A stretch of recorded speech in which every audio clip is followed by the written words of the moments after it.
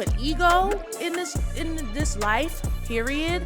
Maybe it's just the flesh, but sometimes you need to talk to it and tell it to calm the F down. But something is living and alive inside of me, a really messed up spirit behind the spirits, and it's pulling out all the ugly and all the anger inside of me, and I am reflecting it on another individual that I care about, and not just him or anything. It was a multitude of people in my life. Everyone was getting a piece. Did he say action? I think he said action. I'm still sipping, having a good old time. You see, I got a drinking problem. It ain't alcohol. It's just beverages. Oh, so hello everybody, and welcome back to another episode of To the Last Drop. We are your hosts. I'm Dominique Spinelli. I'm Shelly Robbins, and today we're gonna run it back and bring the topic back in from the episode that we were discussing the views of society and how women drink alcohol, and even the views on how men view women drinking alcohol in the public eye and private settings, and really what their thoughts are on the women who are doing this, especially on an extensive level. So today we brought a guest, Zay, here to give his insight and his 2 cents on the topic as well. So for myself, this is what I believe, just in my experience. I know for a very long time, I thought it was okay, and I didn't really think men thought anything of it. I thought men liked a woman who knew who she was, that like courage, right? And that confidence, and all of that is rightfully so. It's true, they do, but not that liquid courage, because honestly, I think, and we're gonna figure it out if he agrees or denies this, but I think in a setting where a woman is over drinking or drinking consistently and on a daily basis, or even just too much at a party or whatever, immediately he thinks, hey, you know what, I may be able to do something with that if he's interested. Maybe her mind ain't in the right place, or you know what, maybe I could bring her home because she's loosened up and she's wild. She don't really have those standards set for herself, and she's wilding out in public, so I bet you she'll wild out back at the hotel room or anything like that. And then also it could be a sense of she has no discipline in her life if it's too much. If she just really wilding out, you know, and they may just stay away from it altogether, and you really are just recreational use at that point instead of something they'll take serious. I'm worried. What do you think, Zay? Yo, you hit the nail on the head, like for sure. You know, how I view it, women that do drink a lot, I think a lot of guys, I know a lot of guys look at those actions as being like easy, you know, and fun women, you know. So it has its perks, but from a personal standpoint, I see the downfall to it, especially if the woman have kids and things like that, because I'm pretty sure it can affect like the home with the whole drinking. If she's in a relationship with a man, you know, it can affect that as well. You know, I have a certain type of view when it comes to a woman drinking a lot. I'm not against a woman drinking, but drinking belligerent and just heavily, it's like I'm not really for it, because I know like the downside to it. You know, it's very unattractive, extremely unattractive to me. I'm pretty sure like many men would back me up for it's like women being like very unattractive when they drink heavily like that. That's great, sir, and I feel you, but who are you? Hey, I'm Zay, known as Zay Fly. I'm the owner of Giacarlo clothing line. Giacarlo stands for John to Captivate and Love, and the slogan behind it is Be Yourself, and we out here just encouraging people like to be themselves through quality clothing. Oh, so you made that jacket? You designed that jacket? Yes, I designed it and all, yeah. Well, dang. So that means you designed this T-shirt too? Of course. Where my T-shirt at? Hey, we got one. All right. Waiting for you. I'll be waiting in the back. Yeah, we got you. There we go. And even like take a look within our culture, you know, it's very promoted heavily within our culture, you know, with the music, with the songs, you know, with the influencers as well. You know, alcohol is pushed heavily, you know, and for like going out and the turn up deal, you know, you see groups of girls like just belligerently drunk, you know what I'm saying, turning up to their favorite song, you know, turning up to their favorite artist. And that spirit carries. It carries even within the club, and it carries outside of the club, you know. and it carries right on to the home, you know. So it's like that's a very dangerous field that a person can really enter if they're not really like too much informed on like the effects of alcohol like that. So would you say like the girl that you see in the club who is lit with her homegirls, you know, they're having a good time drinking, all of that, the difference in her energy or personality when she leaves that club and she goes home, or maybe she's in her job or something like that, what's the difference, or is there a difference in regards to how she conducts herself? For it's like women, Because she may not be lit, right? She may not Yeah. be turning up the way she was in the club. Okay. But how does that turn over into her day-to-day life if she's drinking too much? What have you seen from that? what I've seen from well, I haven't had too many encounters with a female that's not drinking heavy in the club, but outside of the club, she's drinking pretty heavy. But I have had encounters with some females that didn't go out to the club. Like I said, it's like within the culture, it's like it's within the music. You don't have to be going out to the club to really drink a lot. Like I said, it's very influenced through the music, you know. So yes, I've definitely been around certain type of females that drink very heavy at home, and just wild arguments would just pop off, just out the blue, you know. And you guys know how to press some buttons, you know what I'm saying? So it's like, man, when you guys get lit, I'm talking, and that mouth get to going, you guys can press some buttons and whatever, they can have us saying some things back, you know, they Get can real ugly. Yeah, it can get real nasty around that.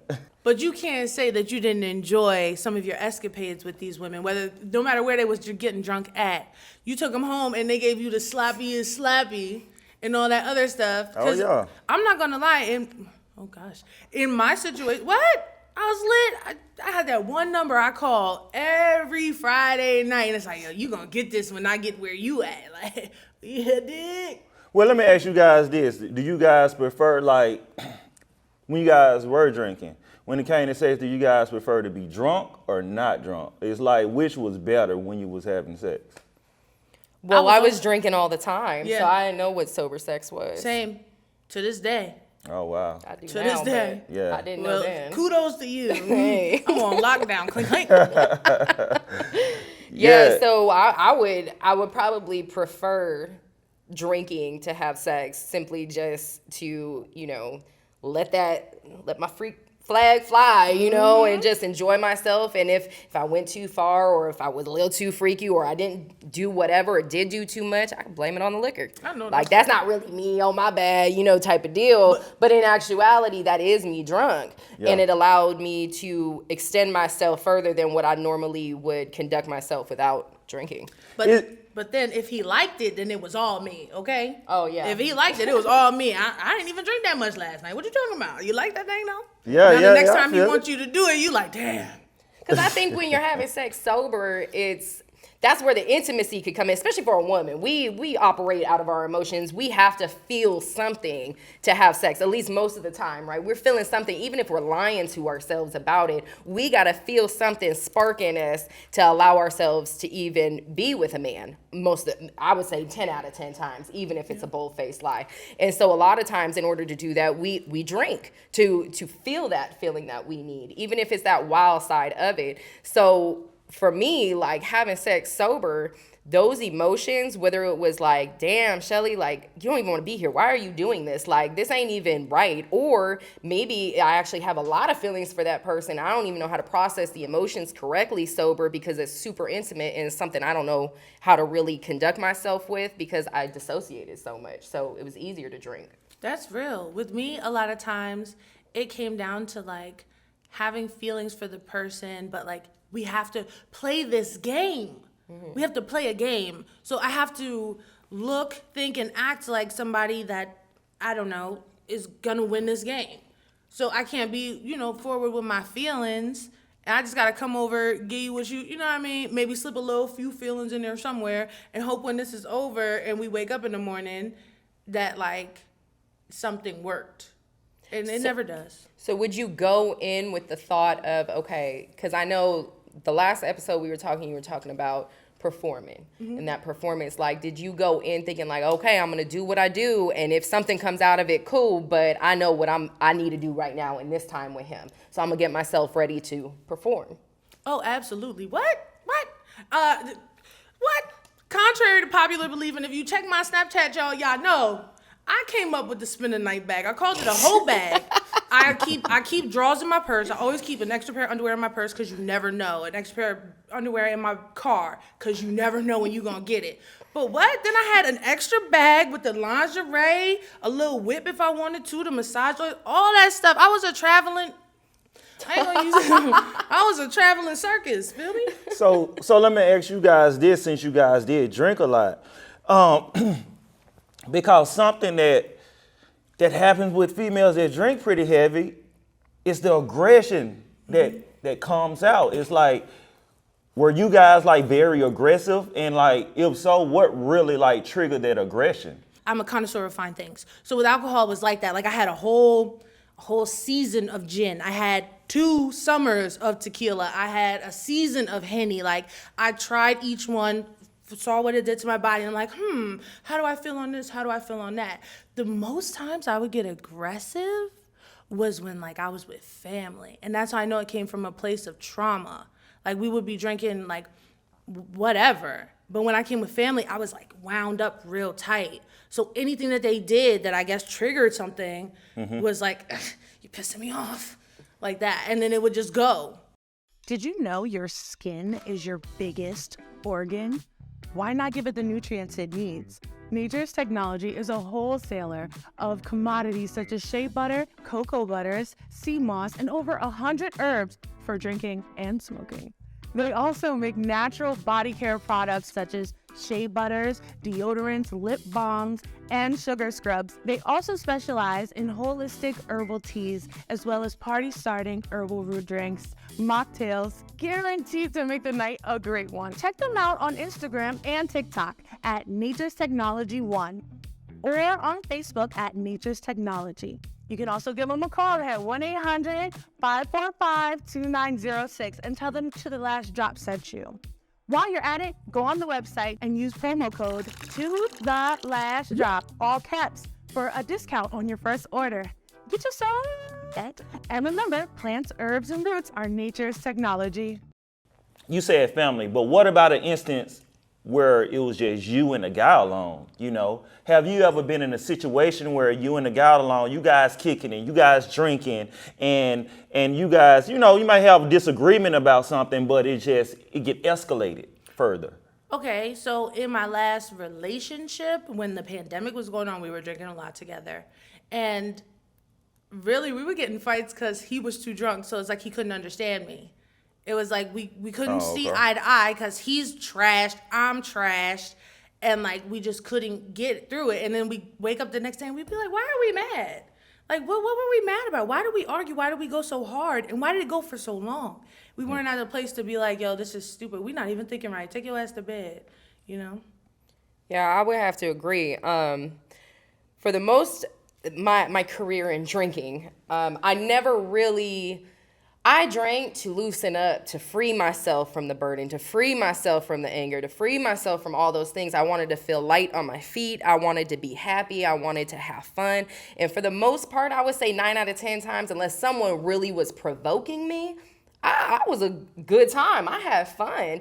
And kudos to you for the expensive taste in liquor, because I'm a $2 chuck. It does not take much for me. I will go get the cheap bottle of wine or the cheap bottle of liquor or whatever. Trust me. And I didn't care really what I was drinking. We got some juice to mix it with. I know that's I'm right. on point. We're good to go.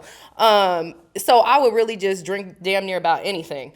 And I didn't really see, I mean, yes, I'm not going to say there wasn't issues prior to the last 5 years or anything like that, but it was things that I would sum up like, oh, you know, we just got too drunk or whatever, and we move along or whatever, you know.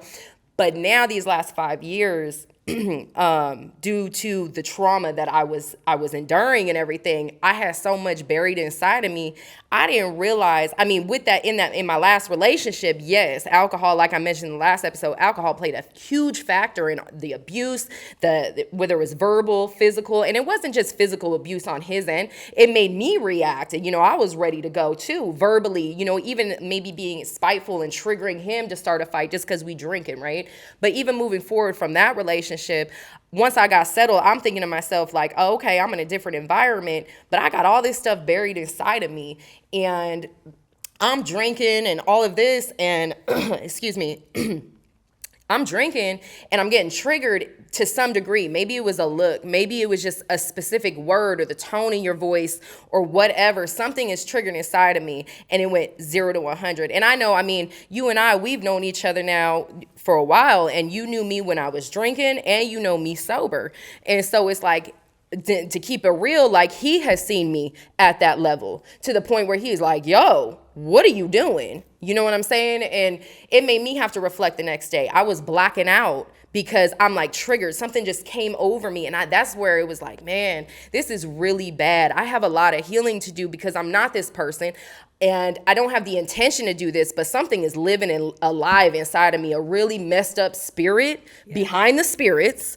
And it's pulling out all the ugly and all the anger inside of me. And I am reflecting it on another individual that I care about, and not just him or anything. It was a multitude of people in my life. Everyone was getting a piece of it if you accidentally triggered me. And that kind of played the victim mindset. So once I saw that happening, that's kind of where I had to do that self-reflection. Like, yo, I'm tired of apologizing. I'm tired of being the problem now, because I used to look at other people as the problem, and now I'm the problem. So I had to do something about it. It's like you guys had like it's like when you guys get like angry while y'all guys drunk, it's like y'all get super strong, and it's like nothing can stop you guys on whatever you guys trying to like do, whether it's trying to win an argument, trying to like tear your stuff up or whatever, because I had an instance where a chick just flipped, and I wonder what it was that like triggered her, like to just flip like it, because she didn't flip just curse me out. No, she flipped by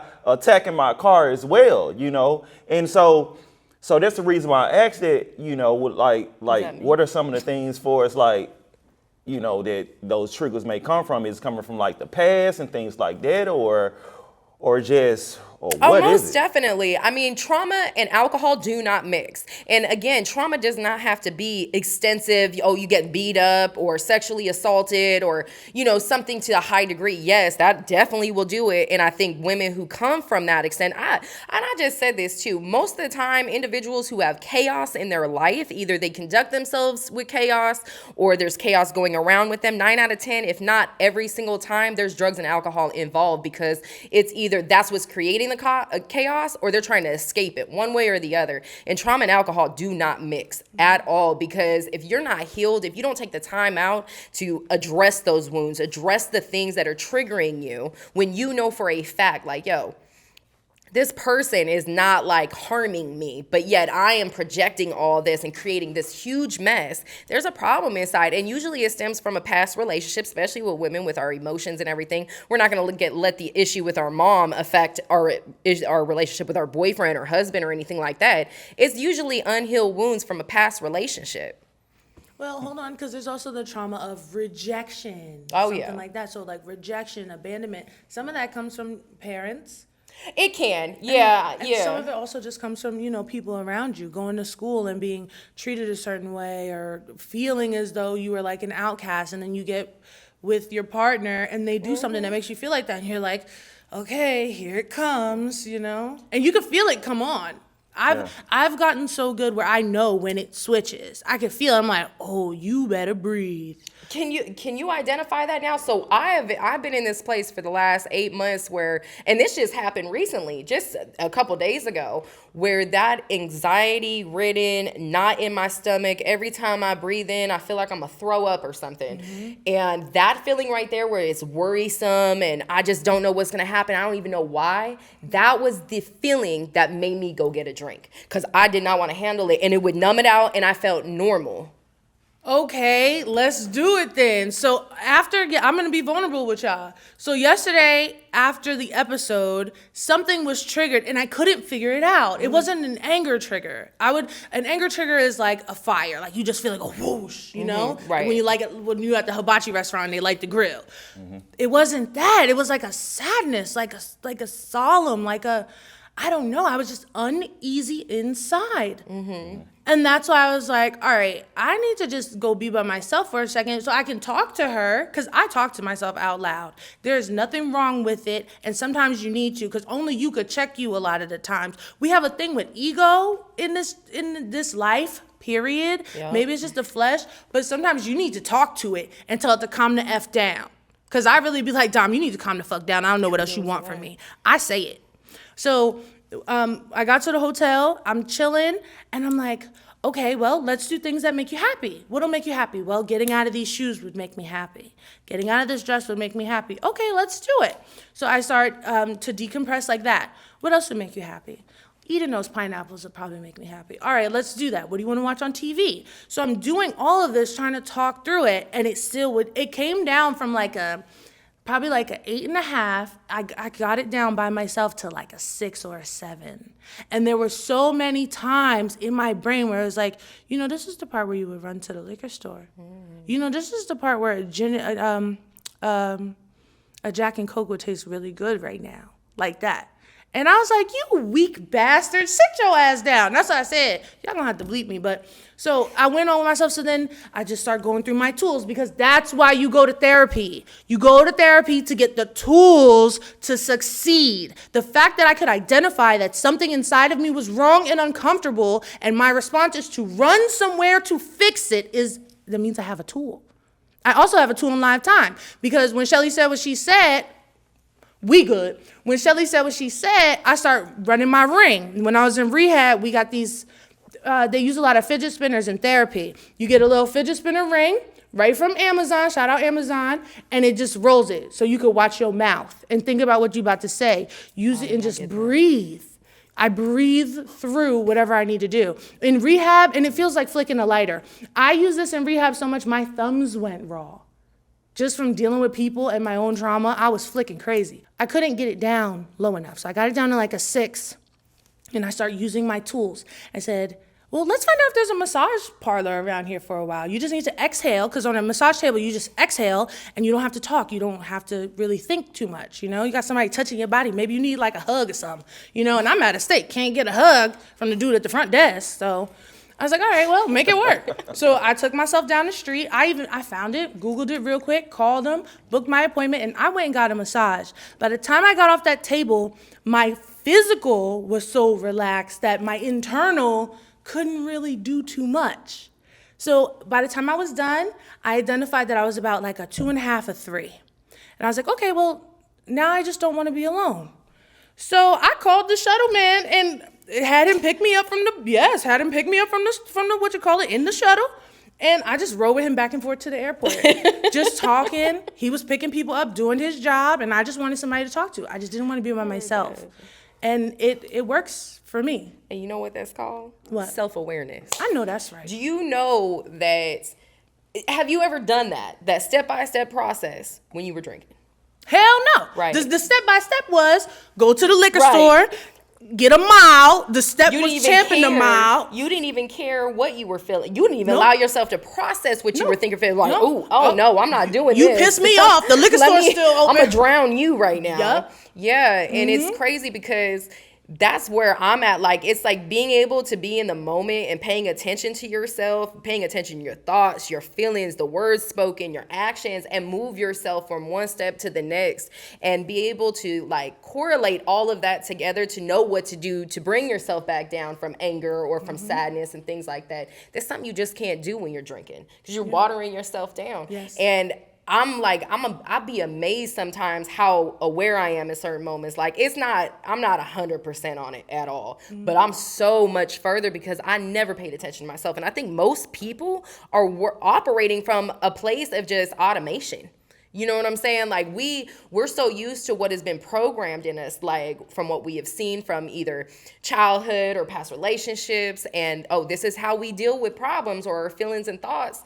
It just becomes automated. We think it's normal. And to be able to actually stop that and walk yourself through the process of doing something healthy, to bring yourself back down, that takes work. It does. It does. It takes some serious work, but it's doable. Like anything, like it's just considered like trying to learn how to ride a bike. You do it over and over and over again. You implement it into your daily life. Eventually, that becomes what's automated, and you don't even think about going to get a drink. And if you do, you can shut that thought down. Yes, and I did. To catapult off what Shelly just said, with the whole not giving yourself time to feel the feelings. We're very much in fight or flight mode. And the thing with fight or flight, which is a natural human thing, is we don't live in a society where you could really fight. So you're probably just going to end up calling somebody and like going off on them.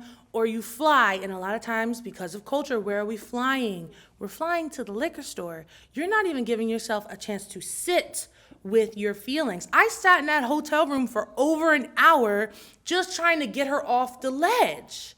Like, yo, what is wrong with you? Can we come and just try to do things that'll make you happy? Mm-hmm. I can help you if you just calm down.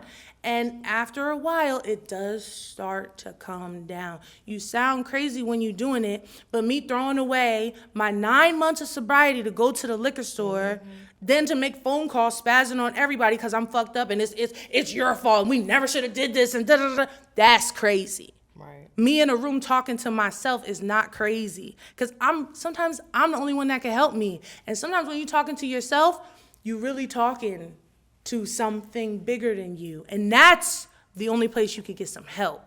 Absolutely. And another thing, like tying it back into the culture, the hip hop culture and all of that, all we hear is songs about codeine, Molly, alcohol, everything. It's like, even the song when we left from here, what was the song that was on? Like, I just want to smoke my cigarettes, drink my wine until all my pain goes away, or however the words went. But it's like, even the soft R&B songs will have you thinking that is the answer.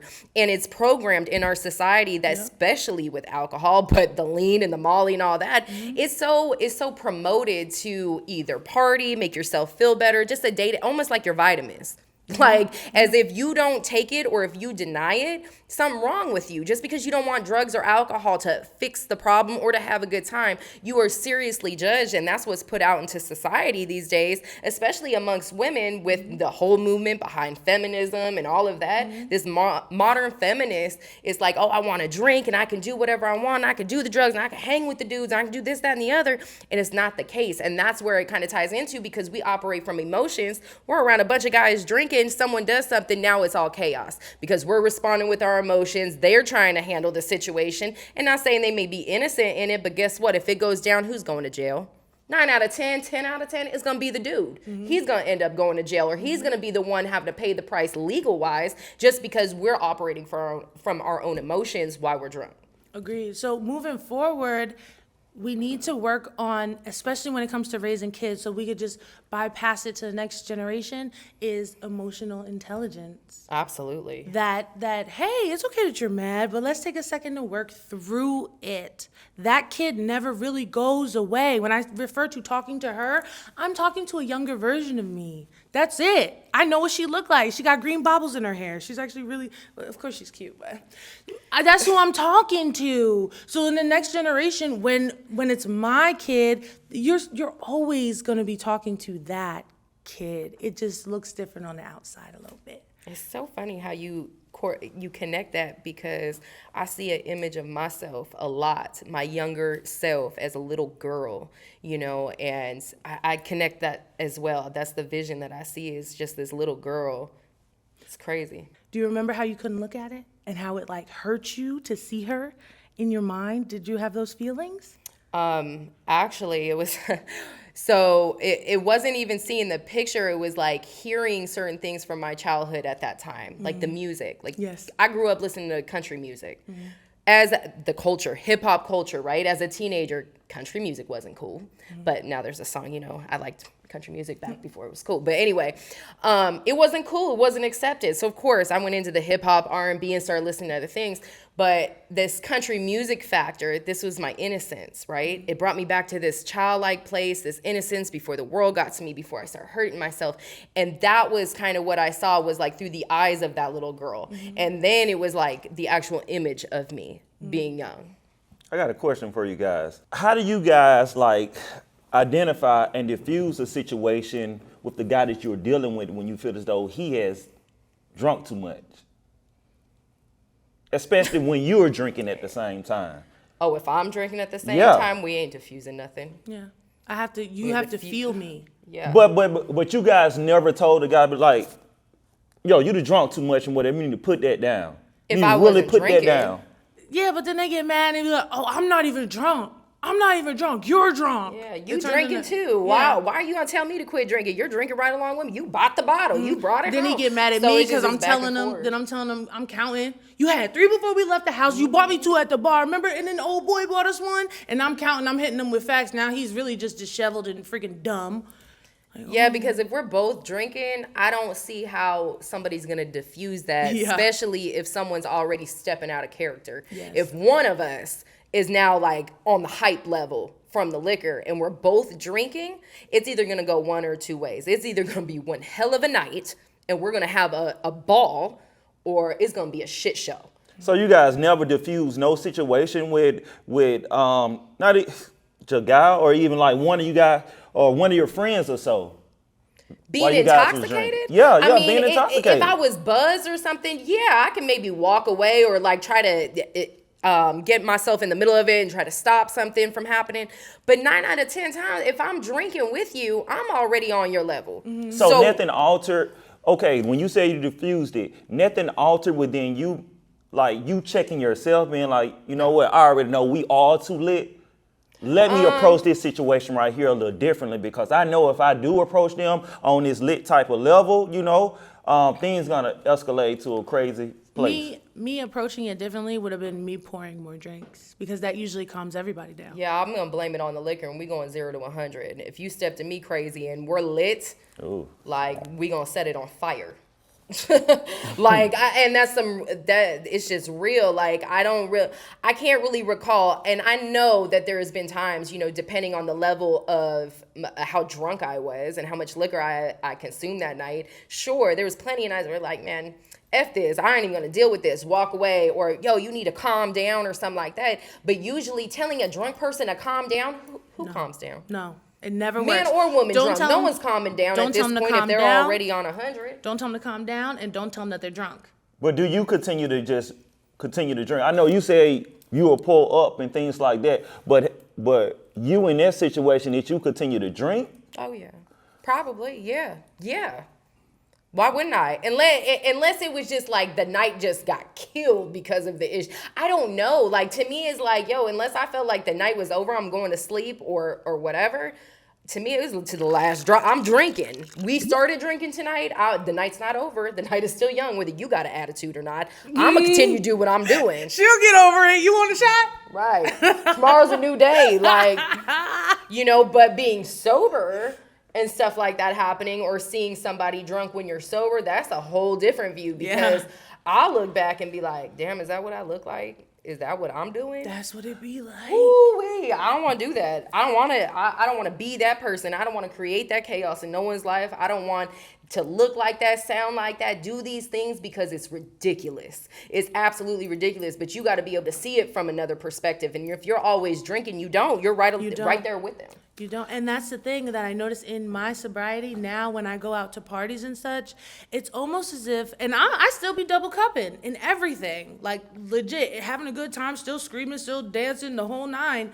And it's like the drunk people are uncomfortable with the fact that I'm sober. It's like, no, she can see me. Like, ain't nobody worried about you. Just don't spill your drink on me. I've had somebody say to me at a party, oh, you don't drink anymore? You must have been a real asshole. Mm-hmm. Like, what? Because Like, matter of fact, I still am, and I'll make sure the words get out. Yeah. See? I'll really tear you a new one now because I'm not slurred. Right. What are we talking about? I've had somebody say to me, and this was just a drunk girl. I guess she was hitting on me. Shorty wanted me or whatever. And I was drinking Heineken Zero at the bar. And she came up to me. She wanted to buy me a drink. Mm-hmm. And I'm like, no, I don't drink. And she's like, oh, well, you got that drink right there. I was like, zero.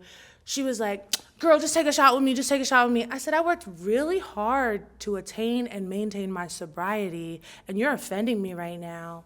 And she was like hurt that I was offended.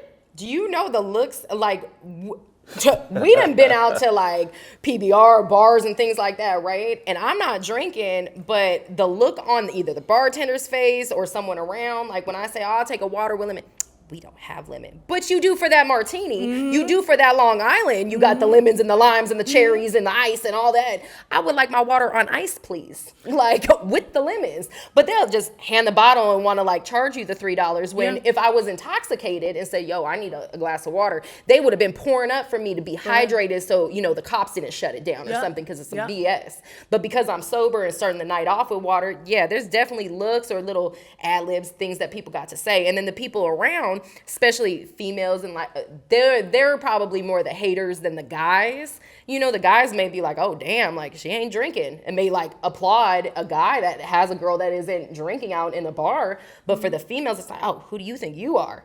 Because they're turned up. So let me throw a PSA in there to the bartenders. If someone wants to drink water, let them. Right. Period. To the sober people, still tip your bartenders. It's the right thing to do. Okay, I still tip. And another thing that I'd like to add is lately I've been going out and I like Heineken Zero sometimes because, you know, it's still yeast, so it still make you swell. But I get my Heineken Zero and it's like every time they only have a 6-pack in the whole bar. So it's like I could drink 6 by myself. It's zero. And any drinker who's trying to either cut back or just have a social moment is going to drink multiple. It's that hand-to-mouth feeling. Mm-hmm. Have more alcohol-free alcohol. It's just ironic to me that not alcohol, you know what I mean. You know exactly what I mean. Get you some 3 spirits. It's just ironic to me that in the States this keeps happening, but in Germany, they have alcohol-free beer on tap. It's called alcohol phrasen. And they have it on tap, tons everywhere. They sell it 0%, 0.05%, which doesn't really get you lit, but it's kind of like O'Doul's or kombucha. Mm-hmm. So it gets you a little buzz, but if you're in recovery, don't drink that. Get to 0.00. That's what you need. And have your fun time. But in the U.S., it's like if you're not drinking, you can't partake. Western culture. It's whack. It's the Western culture on all aspects behind that. Like with the culture, it is for us to make a fool out of ourselves, to blind us from everything. And if we're drowning ourselves in a bottle or with drugs or anything like that, we're not coherent enough to even pay attention to what's really going on in the world, or at least in our country. And that's how they want it here. And it's not like that in other countries. It's not. Let me ask you guys this then. How do you guys feel about certain drugs being illegal, but alcohol not being illegal? Like I just said, that is what's used to, you know, keep you as the sheep, so to say. I think society in itself, the narrative that it pushes to party, to be intoxicated, it's okay. You know, you don't have to do this or you don't have to do that. Like, just have a drink. It's all right. They're making it okay. Mm-hmm. And for the most part, for other people who be able to control their drinking, it's one thing. But alcohol is so accepted, but I honestly think it's the worst drug, and that's why it's available. And that's why society has created it around that, because weed to me has no comparison to alcohol at all whatsoever. Weed grows right out of the ground, but that's illegal. So many people have done so much time behind it, but we can go and buy cases upon cases as much as we want of liquor, pass it out, drink it ourselves, whatever. What do we have? A hangover maybe? Like, it's okay. And even if we do get arrested in DUI, there's more people who even do more time behind having just a nickel of weed on them in their pocket than a DUI for alcohol. You know, you could and I could speak. I had a DUI. I crashed my car. It was a 1-car accident, and it was the first time I ever even had a ticket, went to jail, anything. I went 0 to 100 with it. I was in jail 12 hours. And yes, there was a lot of things I had to endure, like the classes and things like that. But let that have been some weed in my car, right? Let him found a little bit of weed in my car. Who knows what would have happened because it was illegal. You didn't have like a friend that was like the designated driver? Yeah, did you guys have like responsible friends or whatever that didn't drink or probably went out with you guys and probably drink, but probably didn't drink as much as you guys and whatever, because somebody, they know you guys had to get home safely? Because I was the drunk designated friend in my clique. I was the drunk designated driver in my clique. All of us drink, but I would say I was the more responsible one. I think it would just come down to the point of, okay, who can still walk straight in their stilettos? Who's not falling over? Who's not slurring their word? Like, who was in the best shape to drive at that point without making it noticeable that we're all fucked up or drunk, excuse me. And so that is kind of how we did that. I didn't have friends who didn't drink. So, like, I mean, I had one friend who drank just kind of beer most of the time, but she did drugs, so that didn't really count. So, I don't know, like, she was good on the alcohol from the bartender's aspect, hand her the keys, but that chick was loaded off some other shit.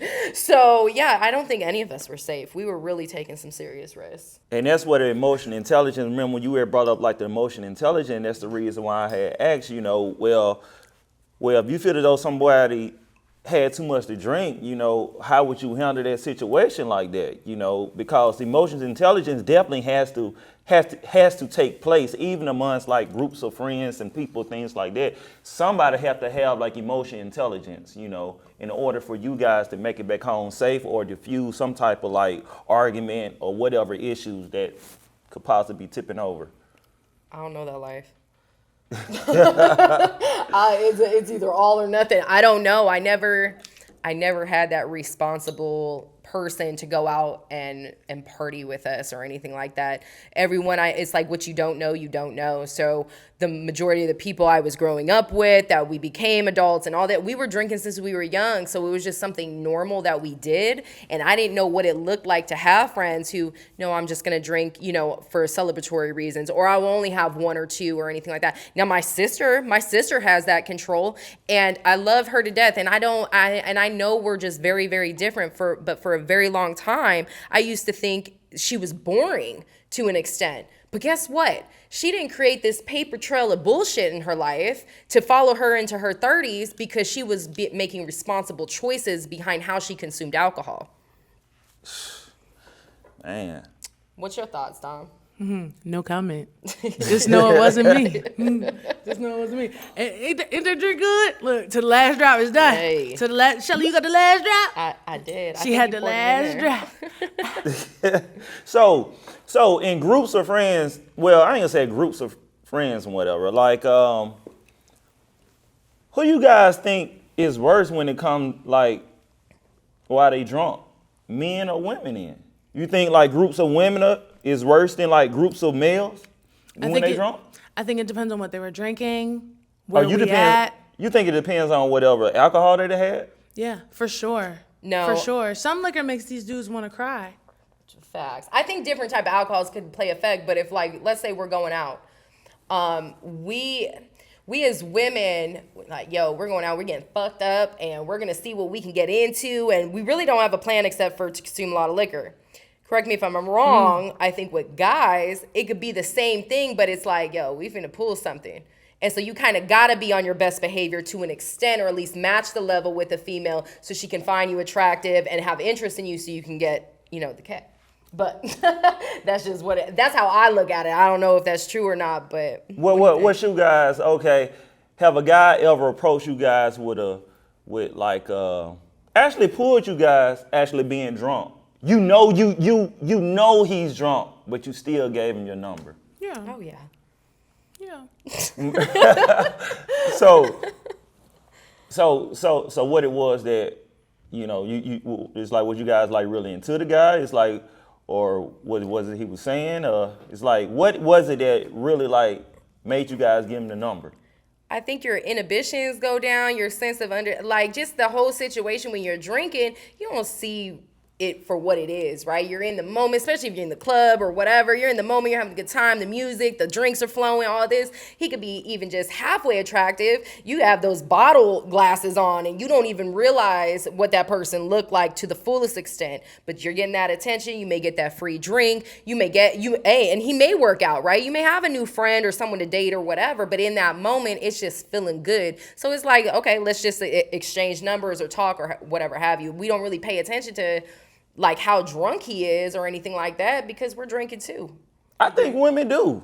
I think it's a kind of like a turnoff, and because I have if definitely, it's sloppy, yeah. definitely like heard females like speak on it. You know, I mean, like, you know, they don't want no drunk guy coming up to them like speaking. A guy could be decent and things like that. You know, he just could be maybe like speaking a little loudly or so because he's in the club, and a female could take it as though, yo, he's drunk. It's like, no, keep that away from me. Well, and that kind of goes back to what I was saying where, you know, when men go out to drink, yeah, they're going to go have a good time, but they have the intention for women. They ain't going to go to no club with a bunch of men. They're going out to be around the women. That's why women get in free, women get free drinks, all of that. So they're going for the women plus having a good time. So I think for the most part, they're kind of going to be on a better behavior than women. And women are over, you know, like, no, I don't want no sloppy, drunk guy coming up to me all over me, making a mess. Take yourself on somewhere, especially even if I'm drinking. I don't want no part of that. But just because you're drinking and maybe I realize you're a little lit, but if you can conduct yourself still, at least to the extent of where I'm at that moment, who knows what that may look like if I'm too drunk, I don't know. But if I can understand you and you're not sloppy, falling all over the place, I don't really think I'm trying to gauge how drunk you are. Look at the setting we're in. I came here for this. You came here for this. This is what we planned to do and it's happening, so let's follow through. So Dominique, what are we sipping on today? Well, you know, in my addiction, your girl stayed with the bottle and the mixer. We have not gotten any less fancy. If anything, we just brought it up more notches. So for today's podcast, we're going to drink the 3-Spirit Social Elixir. Hey, that sounds good. Girl. Yeah, what's in it? So a whole lot of stuff, let me tell you, but there's no alcohol. Filtered water, agave nectar, extracts of caraway seed, damiana leaf, lion's mane, mushrooms, yerba mate, passion flowers. What? And a little green tea. We about to be healthy. But when I tell you the social elixir, there's 3 types. The social elixir is going to make you a silly goose today, okay? Oh, yeah, I'm already feeling silly. I know, that's right. We got to loosen up after yesterday. Got to hit them with the shoulders, and it's about to go down. So today we're going to mix the 3-Spirit Social Elixir with, because we fancy, a little Pellegrino for bubbles. Pellegrino. All right. Call us. What else we got? I went to, which I got out here? I'm from Jersey. What's the grocery store called? Publix, yeah. They don't know what ShopRite is, y'all, so we even. I went to Publix, and they had this Owens cucumber mint. Now, when I was drinking tequila, especially day drinking, the cucumber mint got me right every time. So I'm excited to see what happens with this. Absolutely. And it sounds good. For real. And then Pure Dominate style, little bougie. Gotta have the fruit, okay? Y'all lucky I didn't bring my charcuterie Make it board. look fancy. It's gonna look real nice. Give me a second to mix it for you. Zay, you want some? Oh, for sure. Oh, yeah. That's right. All right, wait. Before we get into it, Shelly. Hey. Zay. Tap it. Smack it. Smack You may not drink the alcohol, but we still got the behaviors of it. We got to tap the bottom of that bottle. A little pinky out. Ain't nothing changed. Yes. We ain't doing the pinky, I thought. What? Man, I work on it. I work on it like therapy.